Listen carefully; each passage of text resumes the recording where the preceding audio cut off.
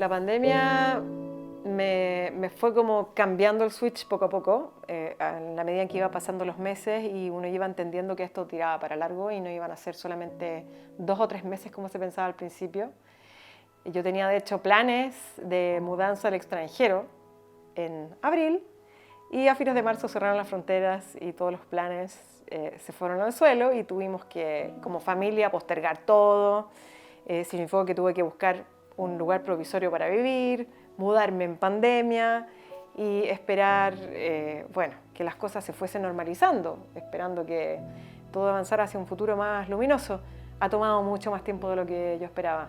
El año pasado me la sufrí más, eso sí, porque yo soy bien deportista y como no se podía salir a hacer deporte, a correr, a andar en bicicleta, me causó bastante angustia, mucha angustia. Subí 7 kilos el año pasado, pero ya cuando comenzaron a avanzar las fases y se podía salir, pude retomar mi actividad y ahora afortunadamente existe un horario para poder hacer ejercicio, así que siento que es menos pesado, pero aún así es un cambio de mentalidad.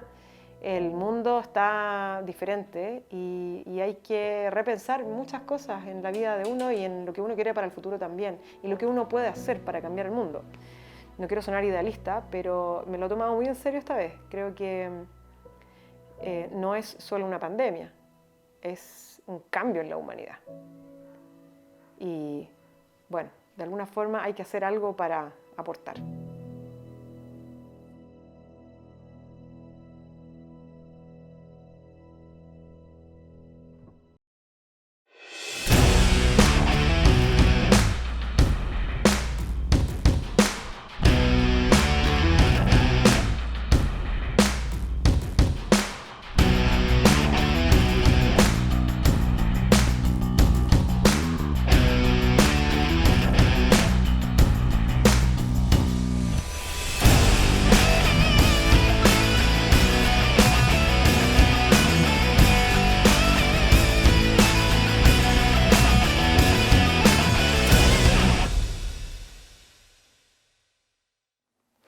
Hola, ¿qué tal?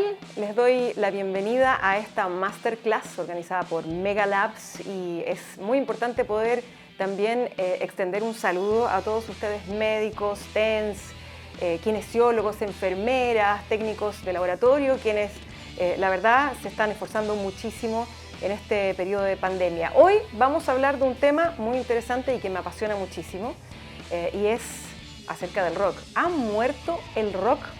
Es la pregunta que quiero plantear en esta ocasión y desarrollar también un poco lo que ha significado el rock en la historia, cuál es su origen, cuál es su desarrollo, cuál es su cumbre y cómo es que ocurrió que el rock dejase de ser tan relevante, cómo ha sido esta decadencia en la historia del rock. Vamos a estar revisando muchos detalles para conocer y comprender en profundidad lo que ha pasado con este género a lo largo de la historia. Pero quiero aprovechar de saludar también a todos los médicos y en especial a los cirujanos, porque de acuerdo a una encuesta que se hizo en Spotify, se determinó que los médicos cirujanos en plena operación, en el quirófano, prefieren escuchar rock.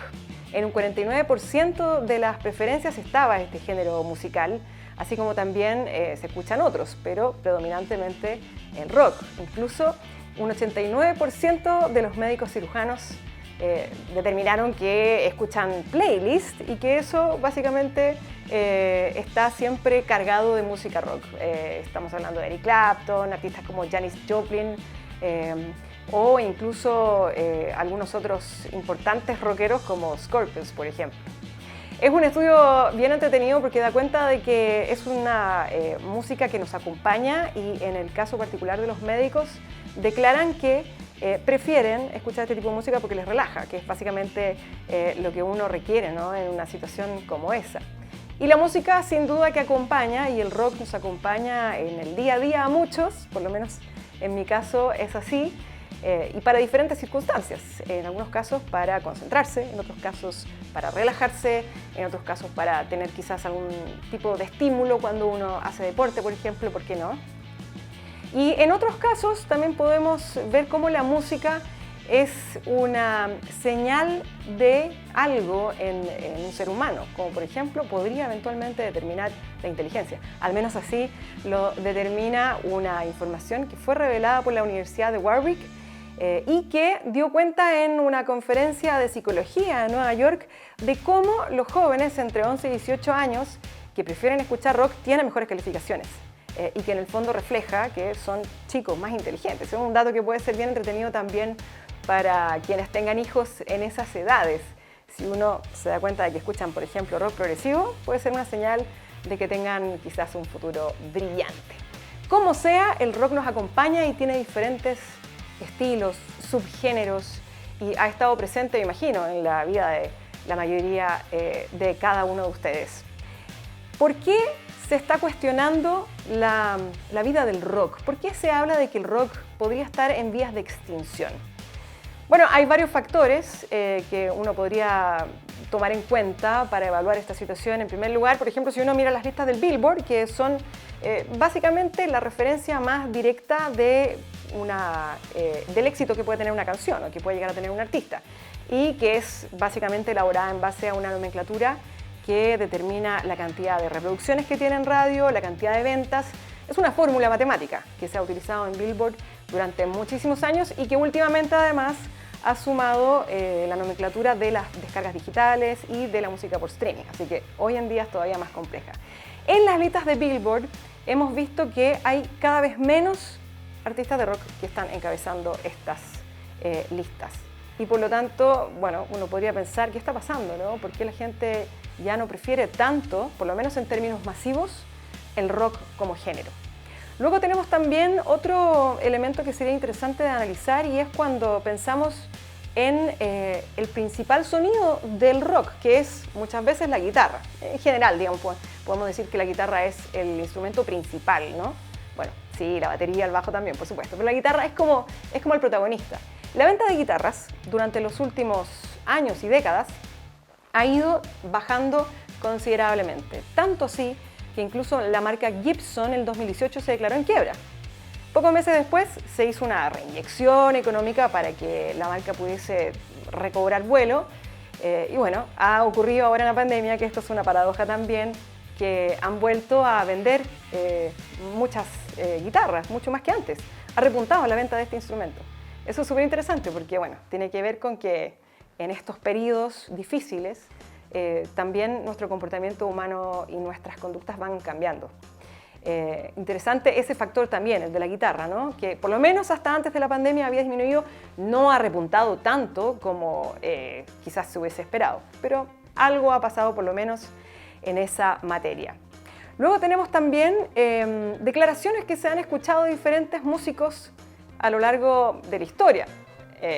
Sin ir más lejos, el mismísimo Gene Simmons, el bajista de Kiss, que es una de las bandas más emblemáticas de toda la historia del rock, que ha estado ahí comandando el grupo desde los años 70 hasta la actualidad, ha dicho innumerables veces, y no se cansa de decirlo, el rock está muerto. Y uno se puede preguntar, pero ¿cómo va a estar muerto si ellos siguen realizando giras? Bueno, es cierto que ahora están haciendo, o por lo menos planifican, todavía no han podido llevarlo a cabo por la pandemia, pero esperan poder hacer una gira de despedida por todo el mundo. Incluso tenían planificado el mes de mayo del 2020 un concierto en Chile. Se sigue postergando, por cierto, y uno podría pensar cómo es que Gene Simmons piensa que se está acabando el rock si es que ellos mismos tienen una cantidad enorme de fechas, ¿no?, que tienen ahí en su agenda para poder realizar conciertos. Luego podemos también pensar, a propósito de que el rock está perdiendo un poco el rumbo. Y por último, quiero mencionar también como un factor importante para hablar de que el rock está en decadencia o que va camino a la extinción. Lenny Kravitz en 1995 hizo esta canción que todo el mundo recordará, Rock and Roll is Dead, ¿cómo olvidarla? Por supuesto que tiene mucha ironía y eso nos da un poco de esperanza también. Probablemente había escuchado esta frase ya en ese tiempo, estamos hablando de 1995. ¿Cómo será que incluso su ídolo Prince, ese mismo año, pero unos meses más tarde, publicó una canción que se llamaba Rock and Roll is Alive? Vamos a repasar la historia del rock and roll y determinar qué está pasando con el rock. Para empezar a hablar de rock y poder analizarlo en profundidad y entender qué está pasando con este género y cuál es su destino, es súper importante mirar atrás, siempre para todo, ¿no? Para todos los análisis que uno hace en la vida es importante entender la historia, entender el pasado, cómo fue que todo comenzó. Y en ese sentido, el rock, claro, tiene una historia que es súper interesante, que podríamos avanzar muy atrás en el tiempo, incluso más de 100 años, para poder entender cómo es que se ha llegado a entender este género como algo tan determinante en la historia de la música. Pero para no ir tan lejos, comencemos por el blues y entendamos que Robert Johnson, que es considerado el abuelo del rock o el padre del blues, es un personaje muy importante para poder comprender el desarrollo del rock. Como un músico de alma libre, rebelde, que además permitió que se contara una historia y toda una leyenda en torno a su éxito, a propósito de haber hecho una suerte de pacto con el diablo en un cruce determinado, y hay una canción que habla acerca de eso y todo. Toda esa historia que básicamente invita a jugar y coquetear un poco con lo prohibido, con lo oscuro, con lo oculto, ¿no? Es sin duda algo que puede ser considerado, por lo menos desde los puntos de vista más ortodoxos, como algo rebelde, algo que busca romper todos los estereotipos y todos los esquemas. Pero vamos algunas décadas más adelante para encontrarnos con los herederos de Robert Johnson. Ahí tenemos a Chuck Berry, por ejemplo, que yo creo que tiene que ser considerado el verdadero rey del rock. Elvis no tiene pocos méritos, sin duda que es por bastantes razones considerado el rey del rock and roll, pero antes de Elvis Presley estuvo Chuck Berry, que componía sus propias canciones, pero era negro. Y bueno, todos conocemos el contexto de por qué las personas de color no tuvieron la misma visibilidad en la historia que las personas de color blanco. Por lo tanto, entender la música de Chuck Berry, lo que pasó, por ejemplo, con Bill Haley and the Comets. También tenemos a personajes importantes como Jerry Lee Lewis, por ejemplo, que al piano realmente se volaba y dejaba que su alma fluyera. No olvidemos que la música negra estuvo muy vinculada a la música de iglesias, al gospel, pero también al soul, que era la música del alma, algo muy genuino, pero también de mucha tradición religiosa en su origen.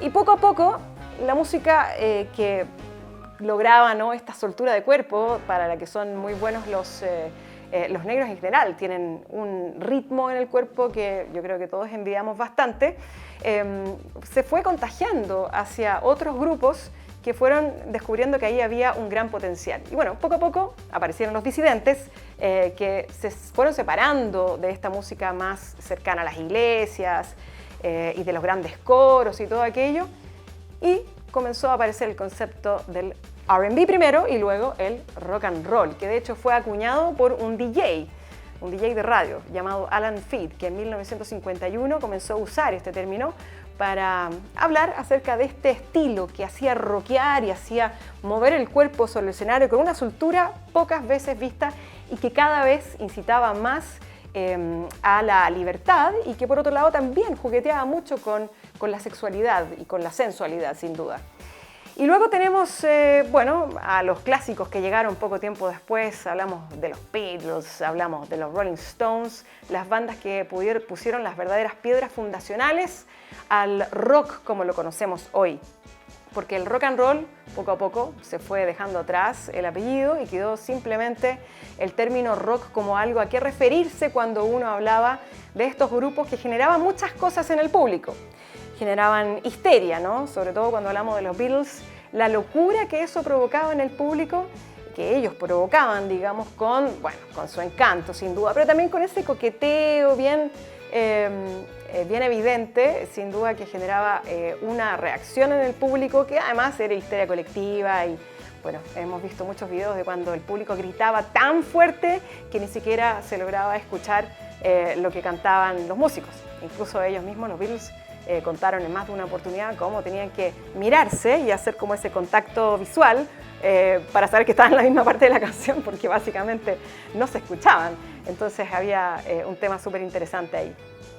También tenemos a los Rolling Stones, que eran como los chicos malos del rock finalmente, ¿no? Eran más rudos, eran más avesados, cruzaban un poco más la línea de lo permitido que los Beatles, mucho más. Incluso hay quienes dicen que los Beatles son pop y los Rolling Stones son rock. Incluso dicen esto de que si alguien mueve la cabeza así es porque le gustan los Beatles, y si la mueve así es porque le gustan los Rolling Stones. Bueno, sin duda que si vamos a hablar del rock y definirlo, entender qué es realmente, porque de estas bandas y estos artistas que hemos mencionado, tenemos una diversidad bastante importante, ¿no? Sobre todo con lo que se fue tejiendo con el paso de los años. Había una escalada en el sonido, en cuanto a la complejidad en algunos casos, en cuanto a la crudeza en otros casos, en cuanto a las letras, que muchas veces eran más contestatarias, más críticas, de mayor protesta. Pero si hay algo que tenemos claro que está dentro de la definición del rock, es música que está hecha sin prejuicios, es música que apela a la libertad, es música que apela al libre criterio y de poder hacer realmente lo que a uno se le antoje sin pensar en lo que esto pueda causar más allá. Bueno, son algunas de las cualidades que uno podría encontrar dentro del rock. Pero hay otra cosa más que me gustaría agregar y que creo que es quizás lo más relevante. Cuando pensamos en las primeras bandas del rock and roll, solían tocar una canción que probablemente era parte del cancionero popular o que era parte de una tradición y se hacían covers mutuamente y no importaba mucho qué tocaban, lo importante era que los conciertos y los shows en vivo fuesen entretenidos y que la música que se escuchaba en la radio también generara algún tipo de reacción positiva, ¿no? Pero con la llegada de los Beatles y con la llegada de los Rolling Stones, empezó a cobrar importancia el hecho de componer buenas canciones, de tener canciones propias, porque esas canciones propias podían generar un efecto todavía más poderoso sobre el público. Los Beatles son el mejor ejemplo de aquello. Y sin duda que es un desafío que hasta el día de hoy sigue estando ahí presente, ¿no?, en la existencia de los artistas y de las bandas de rock. Hacer canciones propias es como el siguiente paso en la evolución de una banda. Y claro, cuando hablamos de evolución, creo que es súper importante también pensarlo en el sentido de la perspectiva de la historia del rock en general, porque no es lo mismo hablar del rock de los 60 que hablar del rock de los 70, de los 80 o el rock de los 90 o incluso hablar del rock actual. Siempre existe un concepto de lo que es el rock, ¿no? Bueno, los primeros fueron los primeros, pero luego ya en la década de los 70 se pensaba el rock de los 60 como un género anticuado, un poco pasado de moda, bastante interesante e inspirador, pero aún así ya quedaba obsoleto ese formato o quedaba por lo menos un poco atrás, ¿no?, en el sentido de que se buscaba innovar y se buscaban crear cosas nuevas. Y en ese sentido la evolución también da cuenta de cómo nuestro sentido crítico respecto de qué es y qué no es rock nos hace ver lo que ya pasó como algo que quizás no tiene el mismo valor, bueno, guardando las proporciones de las cosas que consideramos realmente clásicas, ¿no? Pero cierto que cuando pensamos en los artistas actuales, por ejemplo, voy a poner sobre la mesa Imagine Dragons. No sé si han escuchado esta banda, pero es un grupo que juega mucho con los sonidos electrónicos, que hace un juego muy, muy cercano al pop muchas veces. Pero es una banda de rock y es una de esas bandas de rock que actualmente está enumerado dentro de la escasa lista de artistas del género del último milenio. Tampoco son tan pocos, pero sí es bastante menor la cantidad de artistas nuevos de rock que van apareciendo en las últimas 2 décadas al menos. Luego, si pensamos en Coldplay, una banda que centra su sonido en el sintetizador o en el piano y en una voz bastante dulce, ¿no?, una voz bastante convocadora, ambiental. O si pensamos también en otros artistas como por ejemplo Fleetwood Mac de los 70 o incluso más atrás los Beach Boys. También hay un sonido que es bien pop, melodías que no parecen muy transgresoras, letras que no parecen muy críticas, ni muy rebeldes, ni muy críticas ni contestadoras. Entonces, si pensamos en la música, cómo va evolucionando, es importante no perder el foco y no perder la perspectiva de que ya existieron otras bandas que no han dejado de catalogarse como rock y que se salieron de los esquemas o de los parámetros que consideramos son necesarios para que una banda o un artista pueda ser considerado como tal. Por lo tanto, es importante pensar en esta evolución, ¿no? Que siempre es ambigua, es difícil marcar límites y los límites finalmente van a depender más de la persona que escucha la banda que de lo que se pueda establecer formalmente. Cuando uno conversa con una banda, me ha tocado entrevistar a bastantes bandas a lo largo de mi carrera dentro de radio, y es interesante dar cuenta, y actualmente nunca pregunto por el estilo musical cuando se trata de una banda nueva, porque es casi un insulto, ¿no? Las bandas tienden a alejarse un poco de las casillas y de las categorías. Son los periodistas musicales, son los medios musicales, y es el público el que finalmente termina poniéndole una etiqueta o un nombre a un artista, y así es como, bueno, terminamos hablando de que esto es rock o no es rock. Y la discusión de qué es y qué no es ha existido históricamente. Hay algunas teorías que son bastante graciosas y que, bueno, las voy a presentar simplemente a modo de anécdota, no porque sean relevantes para determinar lo que es o lo que no es. Hay un parámetro que es esto de que si mueves la cabeza si mueves la cabeza es rock, pero si mueves el cuerpo, entonces es pop. Hay otro parámetro que es esto del air guitar, ¿no? Que cuando uno se imagina la guitarra y la toca y se mete en la música y en la canción y se cree guitarrista, aunque nunca haya tomado una clase de guitarra, entonces es rock. Pero si es que, bueno, básicamente estás como haciendo un poco el ridículo con la guitarra, entonces es pop. Luego está esta idea de tararear una canción. Si empieza a cantar na, na, na, na, entonces es pop. Y si es que no lo haces, es rock. También está este concepto de que si una música, una canción o una banda de los años 90 es oriunda del Reino Unido o es británica, entonces es pop. Y si es oriunda de Estados Unidos, entonces es rock. Y después hay un quinto criterio que me parece muy gracioso también, que no me lo he tomado para nada en serio, pero sirve para pensarlo igual. Tiene que ver con las canciones que podemos encontrar en bandas sonoras. Si una película es protagonizada por Sylvester Stallone o The Rock, La Roca, entonces esas canciones debiesen ser rock. En cambio, si te encuentras con una película que es protagonizada por actores como Hugh Grant o Adam Sandler, entonces es pop. Bueno, me pareció gracioso compartir estos criterios, que no me parecen demasiado serios, pero bueno, hay gente que los utiliza para defender a qué lado de la música pertenece un artista u otro.